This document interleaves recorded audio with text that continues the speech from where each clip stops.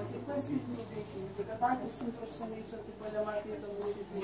Καθάρισον, Κύριε, το ρίκον της ψυχής μου και σώσον με φιλάνθρωπους.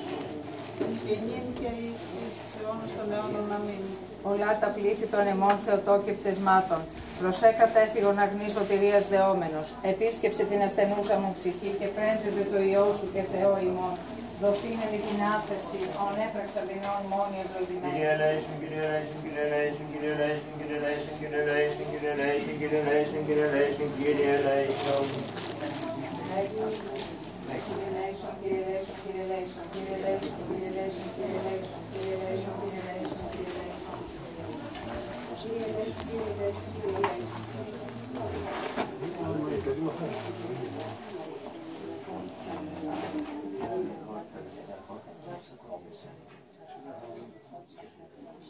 Thank you.